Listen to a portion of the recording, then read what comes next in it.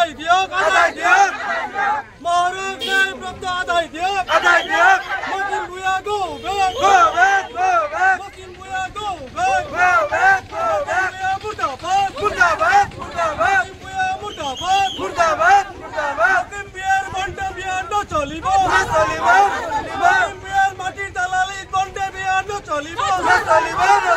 এই যে কিছুমান দুর্নীতি মানুহে দালালি কৰি কিবা কৰি বেলেগৰ মাটি এজনৰ মাটি আনজনক দি কেনে অলপ পইচা পতি দ্বাৰা সেই মানুহজনক যে ভিকাৰী এখন ৰাস্তাৰ পথত বেলে নমাই দিয়ে, যাৰ কাৰণে মই মামাক আহ্বান জনাওঁ আৰু বেছিকৈ আমি অনুৰোধ কৰোঁ আমাৰ প্ৰশাসন বিভাগক, মই তেওঁলোকক মই কৰজোৰে অনুৰোধ কৰোঁ।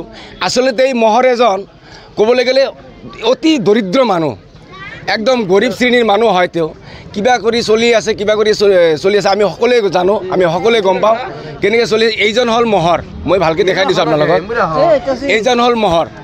আজি তেওঁৰ মাটি বাৰীও নাই সিমান এটা, এইখিনি জাগালৈ চলি আছে, তথাপি এইখিনিত আহি এই মকিম ভূঁইয়া যিখিনি আমাৰ এই অঞ্চলৰ মানুহৰ ক্ষতি কৰি আছে, গতিকে আমি প্ৰশাসনক এটা দাবী জনাওঁ যে ইয়াৰ উচিত এটা তদন্ত কৰি মকিম ভূঁইয়াক অতি সোনকালে জেল হাজতলৈ প্ৰেৰণ কৰিব লাগে।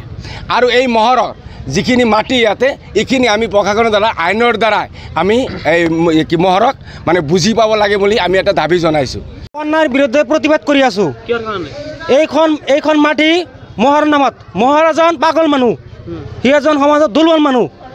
তেওঁক অন্যায় কৰি মকিম ভূঁইয়াই যিভাৱে মাটি অত্যাচাৰ কৰি আছে, সেই অন্যায়টো বেদখল কৰি আছে, সেই অন্যায়টো আমি হ'বলৈ নিদিওঁ। আমি ৰাইজৰ হকে, ৰাইজে আমাৰ লগত আছে, ৰাইজৰ হকে আমি প্ৰতিবাদ জনাওঁ যে এই মাটিডোখৰ মকিমক চমজাই নিদিয়ে, মহৰক চমজাই দিয়ে। এইটো আমি প্ৰতিবাদ জনাই আছোঁ। কাৰণ মহৰ এজন পাগল মানুহ, এই সমাজৰ গোটেই মানুহে গম পায় মহৰ কেনেকুৱা মানুহ। মহৰ এজন সমাজৰ দুৰ্বল শ্ৰেণীৰ মানুহ। সেই মানুহক ঠগাই, সেই মানুহক অত্যাচাৰ কৰি, সেই মানুহক ভুৱা প্ৰবঞ্চনা দি, সেই মহৰক ভুৱা প্ৰবঞ্চনা দি সেই মহৰক মাটিখিনি কাঢ়ি নিব আছে আজি মকিম ভূঁইয়া।